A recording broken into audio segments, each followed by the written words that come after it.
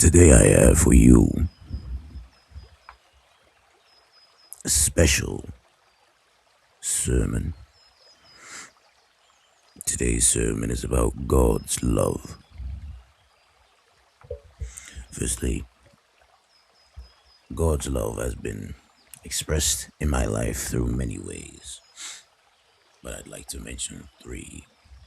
The first one, I was not born here.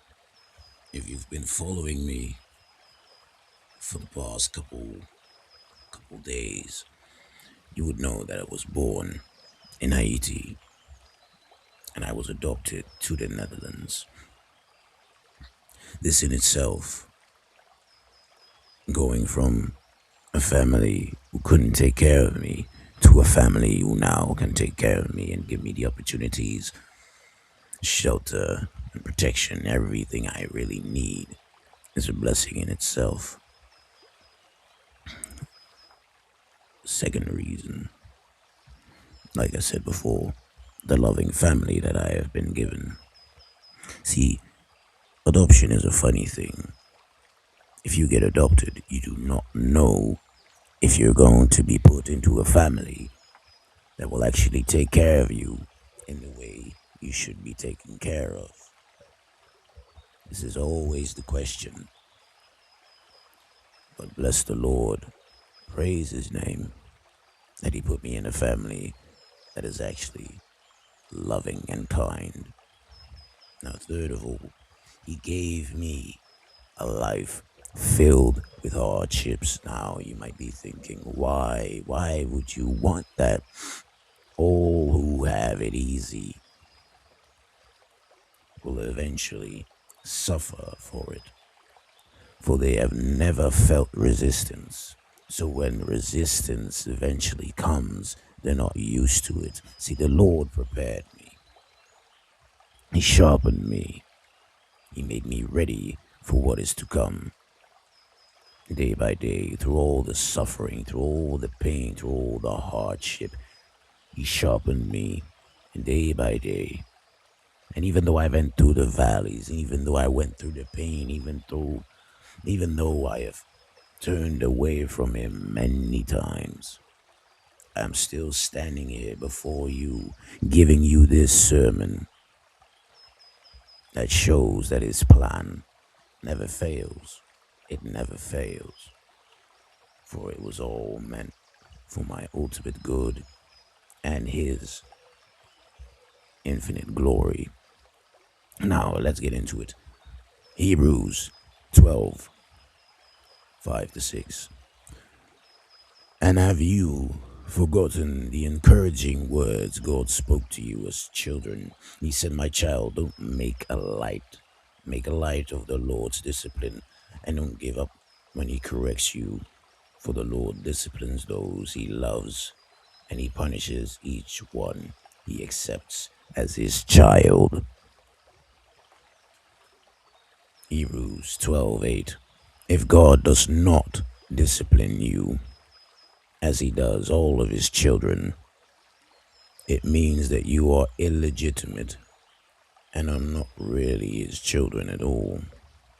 And last but not least, Hebrews 13:5 to 6. Don't love money, be satisfied with what you have, for God has said, I will never fail you, I will never abandon you. So we can say with confidence, the Lord is my helper. So I will have no fear. What can people do to me? In all these verses, there's a central theme. The Lord works to take care of us. The Lord disciplines us because he loves us, not because he hates us, not because he wants us to suffer, no, because he wants the best for us.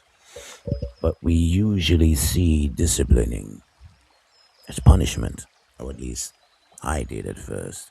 Now, with the time, with the years, through the lessons, in hindsight, I started to see, hey, those things that were taken away from me, they were not taken away from me. terrorize me, to, how do you say it, to torment me. No, they were taken away to free me, to give me the peace and calm that I always desired, but yet I was so intent on holding on to what was actually keeping me down, the chains that were holding me to my old self. Now, you might say, well, how do we hold on? The Lord supports through discipline, often seen as punishment. Like I just said, being disciplined by God means you are in intimacy with Him and not illegitimate. If you recognize this in your own life, if you feel conviction when you do something wrong,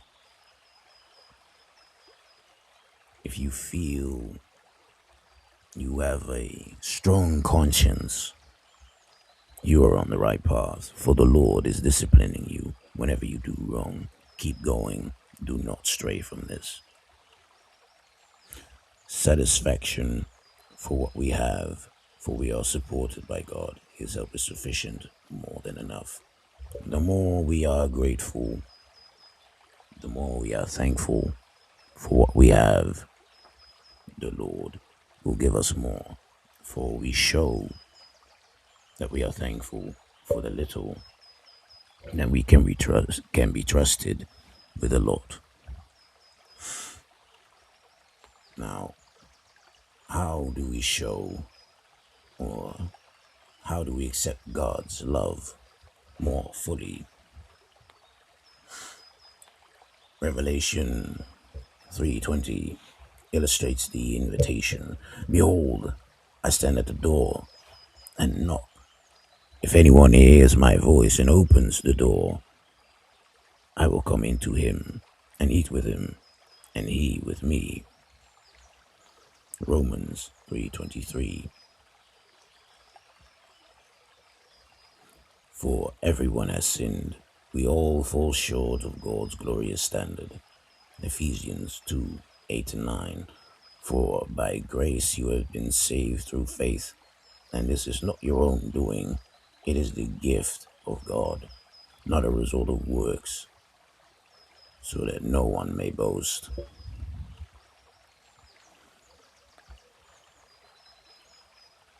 These three show that all that is given to us is a gift. His grace is a gift. Hold on now. This is something for you to take into your mental backpack, to take with you everywhere you go, and always remember John 3:16. For God so loved the world, for God so loved the world that he gave his only Son, that whoever believes in him should not perish but have eternal life. Realize what that means. He gave his only Son for us to be saved. Now, if you thought you were not important, you better go and throw that away. If he were not important, all of us, he would have not done this for us. I'm gonna put that in your head. Ephesians 1:4-5. Even as he chose us in him before the foundation of the world, that we should be holy and blameless before him. In love, he predestined us for adoption to himself as sons through Jesus Christ, according to the purpose of his will. Before time began, he chose it for it to be this way. Now, advice to take with you. Pray to the Lord like a father who desires the best for you and deeply desires to help you. Honest and sincere. Allow yourself to be helped and supported by others, friends, family, church, community. Know that you are loved because you are, and take time to sit in stillness. I have to cut this short, for I have a limited time. May you all be blessed. Until next time.